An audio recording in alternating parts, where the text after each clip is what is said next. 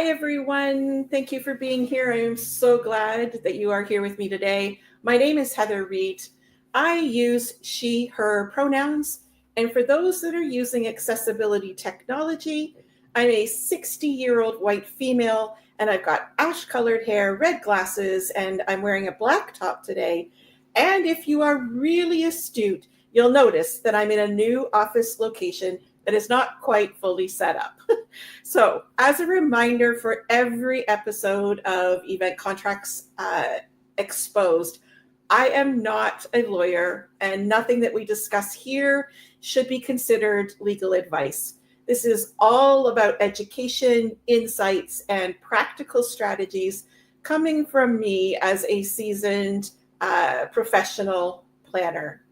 Today's topic is a planner's guide to rights and remedies. And as with everything that we talk about in this LinkedIn Live, this is related to event contracts. We are going to begin our discussion today with basic definitions of both rights and remedies. So for both Canadians and Americans, I think personally, we are most likely familiar with the right to life and liberty, to freedom of opinion and expression, the right to work and education.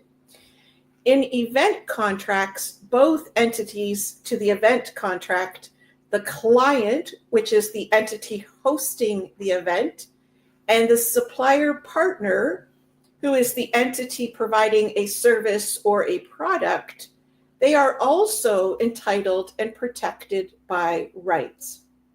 So rights in law represent an entitlement to something. A right refers to a power, a privilege, some may think of it as a demand or a claim that is held by one entity that typically imposes a corresponding duty on the other entity. So a right is something that is imposed on the other party to perform or to provide, whether it's a service or a product.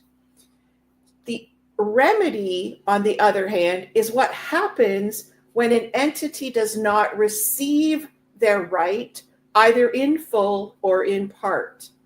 So a remedy is the defined recourse that is available to the entity when the other entity hasn't fulfilled their terms in the contract. So remedies are designed to provide a solution or compensation for the injured entity when the contract terms are not fulfilled.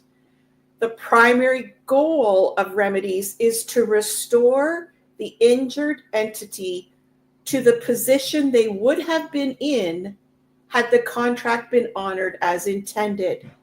So let me repeat that one because it's a really important principle to understand. Remedies, the primary goal of remedies is to restore the injured entity to the position they would have been in had the contract been honored as intended. So let's stop using the words entity and let's change to client and supplier partner. I come from the client side. I've only ever been a planner. I've never worked on the supplier partner side. So I'm going to refer to the client as the group hosting the event. And then the supplier partners are those that are providing services or products. So it could be anything from our venues to our AV companies, to caterers, to speakers, whatever the case might be, providing a product or a service. So in this case, if we're using the words client and supplier partner, we might be hearing things like the client's right to service ABC has been breached, and the supplier partner needs to remedy the situation for the client. Or the supplier partner's right to monetary amount ABC has been breached, and the client needs to remedy the situation for the supplier partner. So simply put, rights and remedies in event contracts ensure accountability from one party to the other. They are contractual safeguards, and in some cases, they are legal safeguards, but they are practical safeguards for both clients and supplier partners. Now, in my world of 30 years of experience of reviewing hundreds upon hundreds of event contracts, particularly hotels, resorts, conference centers, and convention centers, what I know to be true is that the legal entities paid to create the supplier partners' draft contracts have typically protected the rights of and the remedies owed to the supplier partner. Quite often we will get draft contracts that are very clear on what happens when the client or the group hosting the event fails to meet the contractual terms of the contract. So we think about a supplier partner's rights. They are owed payment. They have the right to payment from the client. They have the right to charge interest on late payments from the client. They have the right to terminate the contract for cause if the client breaches the terms of the contract. And then quite often in those contracts, we'll also find that the legal counsel for the supplier partner has clearly defined what the remedies will be. So you'll see terms like liquidated damages, retention of deposits, the ability to relocate meeting space, the ability to modify staff assignments, the right to suspend services. So all the way through an event contract, quite often we will see what happens when the client does not fulfill their obligations. What are the remedies owed to the supplier partner? But what is not always so equally presented are the rights of and the remedies to the client. And that's what we're going to cover in the remainder of our time together today. So what kind of rights should a client expect to negotiate into their supplier partners' event contracts? Well, I have 5 that I want to discuss today. And I'm thinking that 2 or 3 of them should be on every planner's radar. And then I hope there's a couple that might cause you pause and go, oh, hadn't really considered that one before. So I want to discuss to you 1, performance rights, 2, cancellation rights, 3, audit and information rights, 4, force majeure and termination rights, and 5, intellectual property and usage rights. So we're going to talk about each one of these individually, and we're going to talk about all of the rights, and then we will address remedies towards the end of our time together. So performance rights. The client is entitled to the contractual assurance that the contracted deliverables will be provided as contracted. So it might be a number of hotels, sleeping rooms will be available as per the room block that's been contracted. It may be that the AV setup will be rehearsal ready on time and exactly as contracted. A performance may be that the entree at the gala dinner will be served hot and on time using trained staff. It may be that the pre-function spaces will be cleaned as per venue standards. So the possibilities of where performance may come into play are endless when you have an event. So if the client is contracting for services or products that are dependent upon or affected by the performance by the supplier partner, the client needs to be particularly attentive to negotiating language to measure that performance. So we might see terms like reasonable efforts. In some cases, we might even see best efforts, which really should be clearly defined. What does reasonable effort or best effort actually mean? What steps or items does reasonable efforts include? What steps or items does best efforts include? And then looking at it from a client's perspective, are these steps or items actually sufficient to meet the client's expectations? Should there be additional steps or additional items specifically negotiated into the contract to remove any ambiguity about the client's expectations? The client also needs to be particularly attentive to negotiating exact language that sets specific performance expectations. And I'm going to give you a few examples. So, specific start times and end times of event functions, specific start times and end times of meal times, specific service staff to attendee ratios that are expected by the client, specialized training minimums required of staff, the bartender to attendee ratios, the duration of meal times before there are additional labor charges added on, the minimum number of devices handled by internet capabilities, the minimum Wi-Fi upload and download speeds, even granular as the number of banquet tables and chairs being contracted for your event. So you can see how specific those are. They don't leave room for ambiguity. You know exactly what you're contracting for, and the the supplier partner is also well aware of what is being contracted and the expectations. So to me, the more exact a contract is about client expectations, the more measurable the supplier partner's performance can be. So to sum up performance rights, the client is entitled to the assurance in the contract that the contracted deliverables will be provided and or performed as contracted. So that's the first right. Second, this one should be on every planner's radar and probably is for a very, very specific reason. Cancellation rights.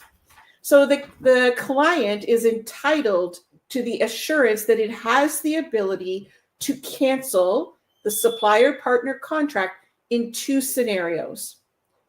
One, the client wants to be able to cancel the supplier contract for their own business reasons. And let me tell you, probably every planner on the planet knows that 99.9% of the time, cancellation terms are included in a supplier partner's draft contract. They are protecting their right to collect revenues in the case of cancellation by the client. The second scenario is not so common. The client wants to be able to cancel the supplier partner contract in the case where the supplier partner breaches the terms of the contract and the client needs to cancel the contract. This is rarely included in a supplier partner's draft contract template. In both cases, the client wants to have language that identifies under what conditions the client can walk away from the supplier contract, with the expectations of remedies being associated with walking away. So, in two situations, cancellation rights need to play out. One, always there, the cancellation by the client for their own business needs. And two, the client wants to be able to cancel because of the supplier partner's breach of contract. So in the case of cancellation, because the client wants to cancel, we know that event contracts most often clearly identify the remedies that the supplier partner is owed. And those remedies are primarily in the form of financial damages. And we typically see them called cancellation fees. And those cancellation fees are typically based on a formula or a calculation based on the client's contractual revenue commitments. Now, in the case of cancellation, because the supplier partner has breached the terms of the contract, clients will most likely need to negotiate language into the contract. In this case, the client will want to explore under what potential situations the supplier partner may breach the terms of the contract and why the client might need to cancel the contract because of that breach. So, a few ideas to think about why a client might want to cancel the contract because of a supplier partner's breach of the terms of the contract. Well, I believe there's 4 of them here. 1, the hotel is unable to provide the full contracted room block because they decided to undergo some renovations to some sleeping rooms. So it may not be wise or able to host the event there from the client's perspective. 2, the resort is unwilling to offer the contracted meeting space because a more lucrative piece of business wanted exclusivity to the function space. So a large part of that client's event has become more impractical, and so they may consider that a breach of terms by the supplier partner and want to cancel the contract. Number 3 that I've thought of, a convention center has booked a client's identified and direct competitor in adjacent meeting space over the same dates. That may be unviable for the client, and it's a breach of the contract that the client negotiated, and therefore cancellation comes into play. And 4th, the hotel's published star or diamond rating status has significantly fallen after the contract has been signed. So to sum up cancellation rights, the client is entitled to the contractual ability to cancel the supplier partner's event contract in 2 scenarios. One we're very familiar with, which is because the client wants to for business reasons. And second, because the supplier partner has breached the terms of the contract. Our third kind of event contract rights for the client that we're going to talk about today is audit and information rights. And this one I think will be a little bit new. So here the client wants to ensure that the supplier partner's contract protects the client's rights to request and inspect documentation that is used for billing purposes. So here the client may want to proactively negotiate that the client has access to pre-event reporting, including sleeping rooms blocked, sleeping rooms reserved, the net inventory of the property, and the total sleeping rooms left in the venue. They can measure their performance to date. The client may want to request the right to have post-event reporting, which may include sleeping rooms occupied per night. It may include the percentage of singles versus doubles. It may report sleeping room revenue, the number of complimentary rooms awarded to the client. It could have things like the number of dishonored reservations, attendee cancellations of their sleeping rooms.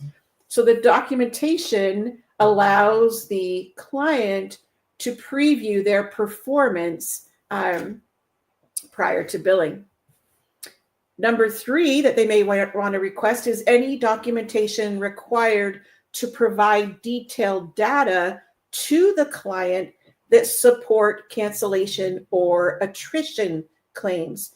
And I know I've encountered that with planners where they're not being given reports that demonstrate that they are in fact in a position of attrition. So negotiating the right to that documentation in advance is crucial.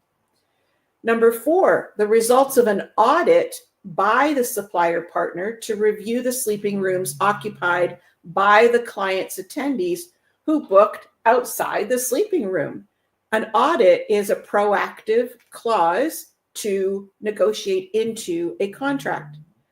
What about the opportunity to be present on site for the monitoring of recording liquor consumption, the counting of on-consumption items, the counting of plates or utensil wraps used during meal service, those sorts of things. And then finally, what about negotiating the right to have the opportunity to review the event charges on a daily basis to confirm accuracy and completeness for event-related billing? So the client's desire to protect against overcharges or inaccurate billing needs to be demonstrated through negotiated rights to have access to event-related documentation that leads to the billing of the client. This includes negotiating audit procedures, requesting on-site reporting, pre-event and post-event reports, and on-site monitoring. The 4th topic for clients' contract rights is termination rights. And this one, as we have learned in the most dynamic and unpredictable way, the client requires the rights to terminate their event contracts due to unanticipated circumstances beyond the control of the client. So these might be things like natural disasters, epidemics or pandemics, strikes by employees of the supplier partner, disruption or curtailment of transportation to and from the event by the client's attendees. And you know that the list of possibilities could be a webinar all in of itself. But in this case, the client needs to terminate the supplier partner's event contract. Well, then the client needs to ensure that that right is actually protected. It is common for draft contracts to protect both the supplier partner and the client, but it is not always there. So it is imperative that the client reviews the appropriate language, knowing that it may very well not be protected in the draft language. So I know that there's been so many industry webinars and articles to learn how to protect the client's rights in the case of termination. And then finally, we look at the client may need to protect their intellectual property and the usage of that intellectual property. Clients of all kinds, not-for-profits, association, particularly corporate, they may need to ensure that they retain control over any recordings, photos taken, event branding that may be taken and captured by the supplier partner. Protecting the client's intellectual properties, such as the use of a logo, branding, photos, recordings, from an unauthorized use by the supplier partner may be necessary. And if so, it is on the client to include that exclusion or the terms around the use of intellectual property in the event contract. So this protection, worked out in contract language ahead of the event, ensures both mutual clarity around who owns recordings, who owns photos, who can use logos where and when, and who can repurpose materials. So we've just discussed 5 rights that clients may want to ensure are protected in their supplier partners' event contracts. Rights represent an entitlement to something. Remedies, on the other hand, are what happen when an entity does not receive or partially receives their negotiated rights. Remedies are the defined recourse available to an entity when the other entity breaches the contract. And they're designed to provide a solution or compensation for the entity that was harmed. So we're restoring the harmed entity to where it would have been if the contract had been fully and properly performed. So let's talk about the remedies, specifically remedies for clients when the supplier partner fails to deliver or breaches a term of the contract. So typically there are two common remedies available. One, monetary remedies, and two, non-monetary remedies. So let's explore first monetary remedies. These may take the form of refunds to the client for undelivered services or products. Monetary remedies may take the form of credits for the client to use towards future events. So those would be monetary credits to be used in the future.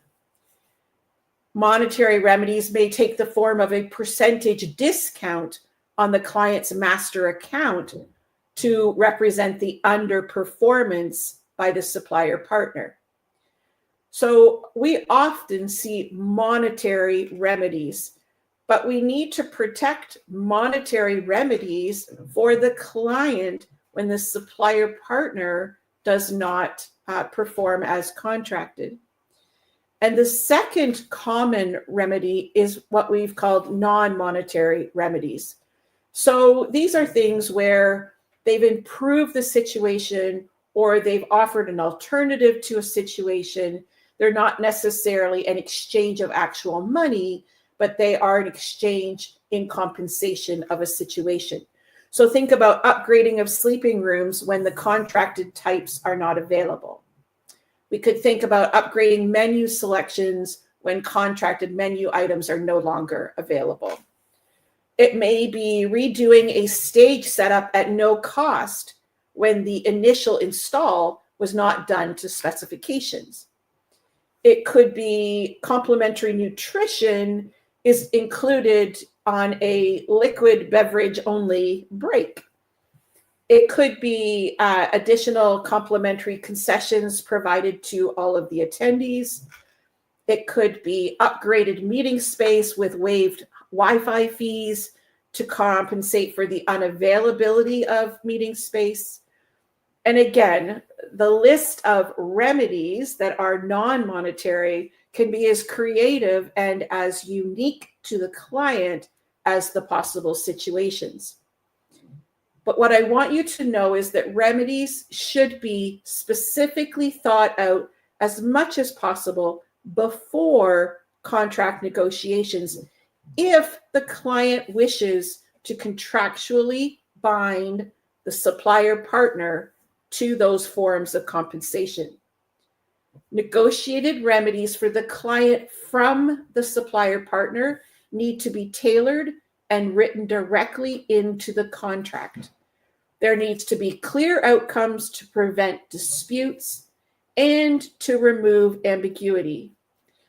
Now, there are also legal remedies that are provided for under general contract law, but pursuing those, such as direct, indirect, consequential financial damages, securing those and proving those is often costly and time-consuming, and in my opinion, best avoided whenever possible. So defining monetary and non-monetary remedies upfront saves time, money, reputation. It avoids reliance on courts to interpret vague terms, and it builds mutual trust between the client and the supplier partner. So we are at the top of the hour. I hope today's discussion on a client's guide to rights and remedies has been insightful. I would ask that you follow Plan or Protect on LinkedIn for notice of future episodes, and in particular for next month's episode happening on Wednesday, September 17th at 2:30 p.m. Eastern. And I will close this broadcast with Always remember, a well negotiated event contract isn't just a document, it is your power, your protection, and your peace of mind. Bye for now, folks.